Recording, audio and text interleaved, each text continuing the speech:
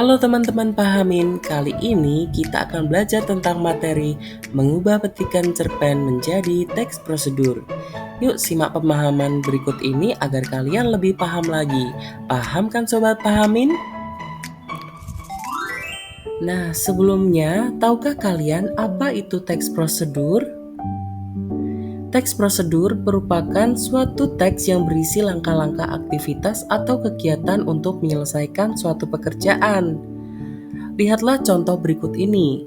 Contoh tersebut merupakan langkah-langkah dalam membuat mie instan. Kira-kira jawaban yang benar yang mana ya? Apakah 1, 2, 3, 4, 5 atau 3, 1, 2, 5, 4?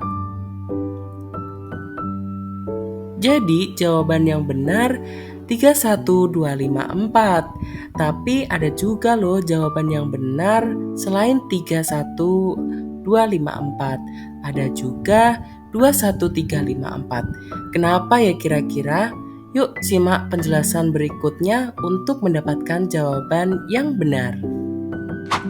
Sebenarnya apa sih tujuan membuat teks prosedur? Nah, yang pertama, memberikan petunjuk bagi pembaca. Petunjuk apa coba?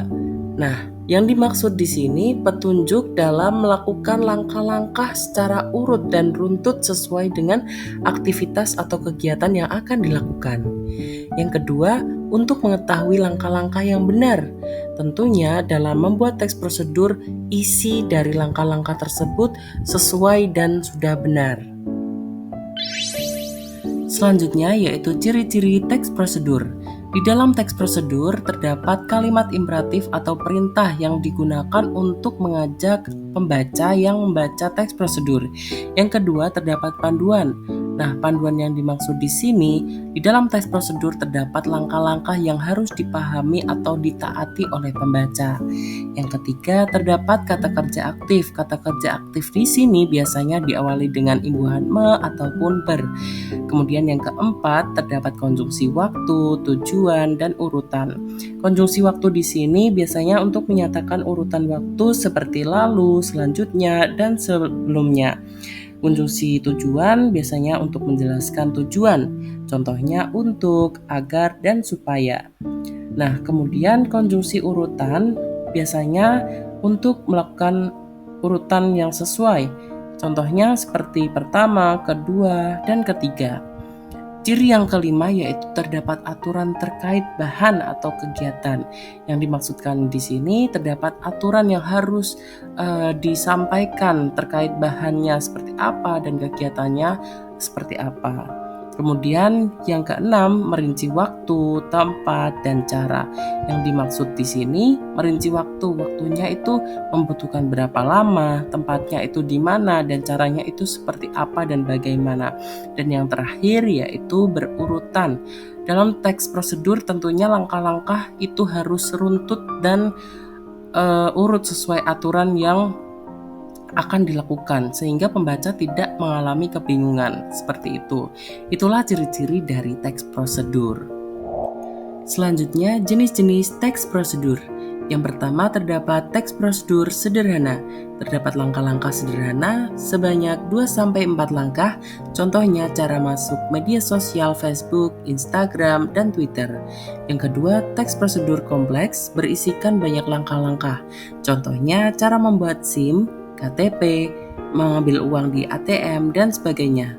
Kemudian yang ketiga atau yang terakhir, terdapat teks prosedur protokol.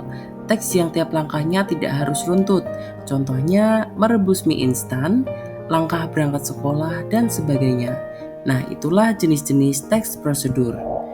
Untuk struktur teks prosedur sendiri terdiri dari 5 bagian. Yang pertama ada judul, tujuan, material atau alat dan bahan, langkah-langkah, dan yang terakhir penutup atau kesimpulan. Untuk lebih jelasnya lagi, yuk simak contoh berikut ini. Yang selanjutnya yaitu contoh teks prosedur. Tapi sebelum menuju pada contoh, masih ingatkah kalian struktur teks prosedur? Ya, betul, ada 5. Yang pertama ada judul. Judul di sini yaitu cara mengisi daya gawai. Yang kedua ada tujuan. Tujuan di sini saat baterai gawai telah habis, maka pengguna dapat mengisi daya gawai sesegera mungkin agar dapat digunakan beraktivitas kembali. Gawai dapat digunakan kembali setelah terisi penuh. Ikutilah cara mengisi daya gawai berikut ini. Kemudian yang ketiga ada material atau alat dan bahan. Dan yang keempat ada langkah-langkah cara melakukan, yaitu langkah dalam melakukan sesuatu. Dan yang kelima atau yang terakhir terdapat kesimpulan atau penutup.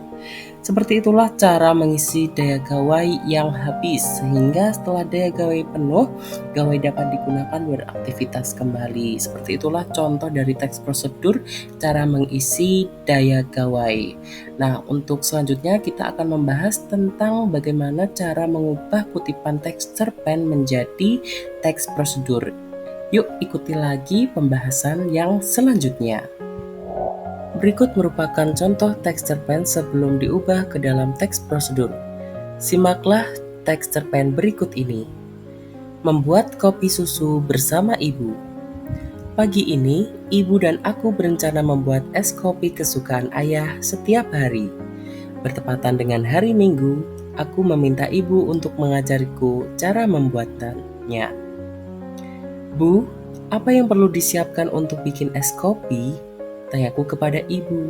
Ya, tentunya kopi, susu, sama gula aja sih, Nov, kata ibu. Setelah itu, aku menyiapkan bahan tersebut di atas meja makan untuk memulainya. Langkah awal, ibu menyuruhku untuk menuangkan susu dan gula ke dalam gelas. Awas, Nov, ini air panas, masukkan ke gelas tadi, suruh ibu kepadaku. Aku pun menuangkannya dengan hati-hati dan segera mengaduknya. Jika sudah teraduk rata bagaimana, Bu? Tanyaku. Masukkan creamer atau susu sesuai selera, Nov. Kalau Bapak biasanya cukup 1 sendok makan, ucap ibu. Setelah semua tercampur dan kondisinya mulai tidak panas lagi, maka ibu menyuruhku untuk memasukkan es secukupnya hingga penuh. Akhirnya, aku senang bisa membuat es kopi kesukaan ayah hari ini. Lekaslah aku menuju ruang tamu untuk memberikan es kopi buatanku kepada ayah untuk menyicipinya. Nah, itulah contoh teks cerpen yang sebelumnya belum diubah ke dalam teks prosedur. Untuk mengubahnya ke dalam teks prosedur, yuk simak penjelasan berikutnya. Nah, berikut merupakan hasil mengubah kutipan teks cerpen menjadi teks prosedur dengan judul Membuat Es Kopi Susu. Kemudian yang kedua, struktur kedua yaitu tujuan. Untuk menyajikan es kopi susu yang enak dan segar di pagi hari, ikuti cara berikut untuk penyajiannya. Kemudian yang ketiga ada material. Material di sini alat dan bahan. Alat yang pertama ada cangkir, sendok makan, bahannya 2 sendok kopi bubuk, 1 sendok teh susu atau creamer, gula sesuai selera, dan air panas. Kemudian langkah-langkah atau cara pembuatan. Yang pertama, masukkan gula dan kopi ke dalam gelas. Yang kedua, tuangkan air hangat, kemudian aduk kopi hingga larut. Yang ketiga, tambahkan susu atau creamer dan aduk hingga merata. Keempat, masukkan es batu secukupnya. Dan yang terakhir, es kopi susu siap dinikmati. Nah, untuk struktur yang terakhir yaitu kesimpulan atau penutup. Seperti itulah cara penyajian es kopi susu dengan enak dan segar di pagi hari. Selamat mencoba dan menikmati. Nah, pahamin sebelumnya, apakah kalian sudah paham bagaimana sih cara membuat atau mengubahnya dari teks cerpen menjadi teks prosedur?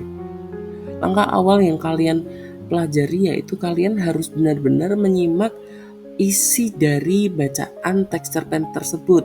Kemudian kalian menyusun judul, menentukan tujuan pembuatan itu untuk apa, kalian mencatat materi atau alat dan bahan yang terdapat di dalam teks cerpen. Yang keempat, kalian menyusun langkah-langkah yang terdapat di dalam teks cerpen secara runtut ya. Dan yang terakhir, terdapat kesimpulan atau penutup. Biasanya kesimpulan atau penutup ini bisa kalian cari di paragraf terakhir. Nah, gitu sobat paham. Sebelumnya, apakah ada yang ditanyakan? Ya, jika tidak ada, itu saja. Sekian, terima kasih atas atensi hari ini. Sampai jumpa di pertemuan selanjutnya.